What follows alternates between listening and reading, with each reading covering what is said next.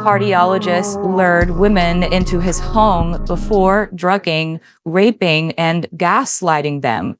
Narcissistic monster.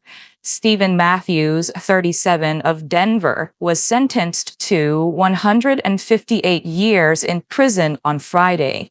A Denver cardiologist was sentenced to 158 years in prison, the maximum sentence after being found guilty of drugging 11 women he met on dating apps and sexually assaulting 8 of them, prosecutors said. Stephen Matthews incapacitated his victims and then sexually assaulted 8 of them, Denver District Attorney Beth McCann said in a news release on Friday, October 5th. This guy is one of the most prolific serial rapists in the history of the state of Colorado, former Denver District Attorney Mitch Morrissey said, KDVR reports. The sentence was met in court with cheers and applause by victims who shared the pain and long-lasting trauma they suffered after being drugged and raped by Matthews.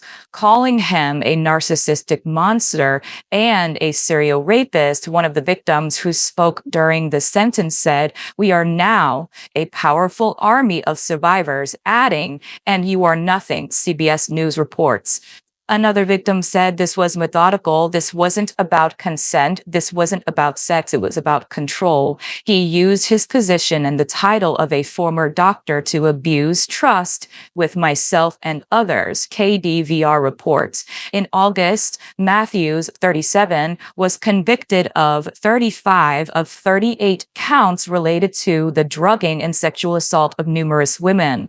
He was arrested in March 2023 after one woman came forward to Denver police reporting that she had been drugged and raped during a date at Matthews' townhouse, according to the arrest affidavit, Denver 7 reports. Believing that Matthews may have drugged and raped other women, Denver police asked other potential victims to come forward. In May 2023, Matthews was arrested again after 9 other women came forward saying that they too had been drugged and raped by Matthews, according to the arrest affidavit. During the trial, jurors learned how Matthews would lure women to his townhouse by meeting them on dating apps such as Tinder and Hinge. One woman said during the sentencing hearing that his profile that advertised an athletic, handsome doctor with a doll was appealing to women, Denver 7 reports. "He used my softness as a reason to target me," the woman said. "He would spike their drinks with a substance that left them with spotty memories of their time with him." Also, some of the victims testified that after having drinks with Matthews, they passed out, and when they woke up, they were shocked to find themselves in bed and naked with Matthews after he'd raped them, prosecutors said, CBS News reports. After the sexual assault, Matthews would try to gaslight the victims, telling them that they drank too much. One victim said Matthews engaged an appalling amount of gaslighting and victim blaming, Denver 7 reports.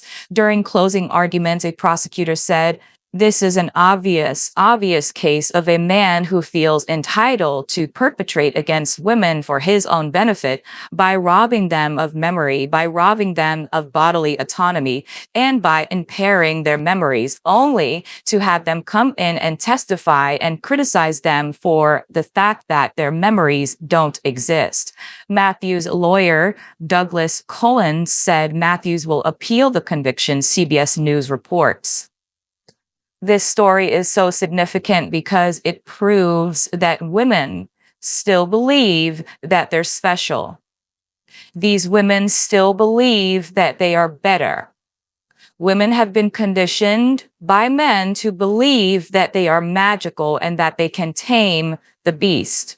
Why else would a cardiologist be on a dating app racking as many women as he racked? And the formula was very easy for him. Let's think about it. Here's a cardiologist. He has a townhouse. He has a dog. He's handsome. He looks outdoorsy.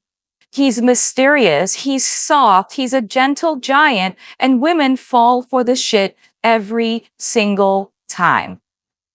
back to back to back, women fall for the nonsense. And they fall for the nonsense because, again, they have been conditioned to believe that they're the special one that men will treat properly. A good guy to you is a terror to another woman. Can I say that again? For all of the girlies who are still on dating apps, despite seeing how many women have been harmed, have been sexually abused, and have even been killed on these dating apps, they still line up to participate in dating. They still line up to participate on these apps that are not regulated by the government. These are apps made by men, and they pimp women out on them. And instead of women deleting them and getting off of them because they've seen other women harmed on them, no, they still sign up. They sign up because they believe that they're the exception. No, I'm going to find my husband on this app, and they never find shit. Men flock to these apps to find desperate women. And instead of women separating themselves from the noise, no, they sign up for more. And then they're shocked when something bad happens to them. These ladies thought, hey, I landed a cardiologist that I met on a dating app. How ridiculous can you be? And I'm not blaming the victim here. I'm simply discussing the mindset of women who are desperate to get the guy. You're desperate to get the guy via dating, and the guy who you're desperate to get has other intentions. So you're lining up and you're believing, hey, I just got this cardiologist and he's a great guy. He has a dog. He has a townhouse. He's wonderful. He's a beautiful man. He's all from me. And after he sleeps with you, it's over. I was in the mall, and I don't know what it looks like in your city, but in New York City, we have Christmas trees already up, like all over the mall. I was in Target, and I'm in there, and there's another couple in there. I'm with my partner. There's another couple in there, and we're watching them, right? And the reason why this is so significant is because you can tell that they were on a date, and she was doing the most to kind of bring energy and bring life to the date. Like there was a booth where you could sit down and take a picture with like a Christmas ball, some nonsense that they have in the mall in New York City. So Target is on the back end of the mall, and you can kind of like walk through it. So we're walking through, and the wild thing about this date that you can see this woman on is that he didn't even really look like he wanted to be there. He didn't really look like he wanted to be there. And for some reason, she was so excited, similar to these women who went on this dating app on Hinge, on Tinder, and met this cardiologist, and they're so excited, and they believe that they met Prince Charming. They met Mr. Right. They met the guy of their dreams, and they didn't meet shit. He drugged them and he raped them. And then it was on to the next one after he slept with them. And then on top of it, he tried to convince them that, no, you drank too much. No, this is your fault. So when West 4B says to not participate in dating, this is the reason why. A lot of the times these men, after they sleep with you, there's no more interest in you. And a lot of the times when they do date you, that is what they're looking to do. Because these same men won't go out and purchase a prostitute or a sex worker. They won't do that. Even though they could, they just won't do it. Why? I don't know.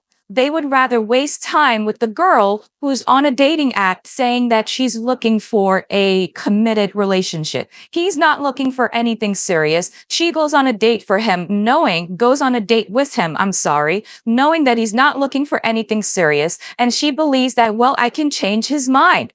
I'm better than the other girls he was with. My pussy is tighter. I look better. My body is better than all of the other girls that he was with. My stomach is flatter. My butt is bigger. My titties are perkier. This is how women gauge themselves when it comes to a man selecting them. They believe that they are the exception to the rule.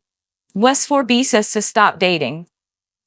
Yeah, stop dating and delete your dating apps. We spoke about the dating app bullshit already. It's not regulated. These men who are running these apps don't give a shit about you. And a lot of women end up getting hurt. And this is another example of dating app violence and trauma on women. And instead of women collectively deleting their dating apps, no, they still have them installed. They're still trying to land Mr. Right. There is no Mr. Right, because if there were Mr. Right, you would have been in a relationship with Mr. Right 10, 20 years ago.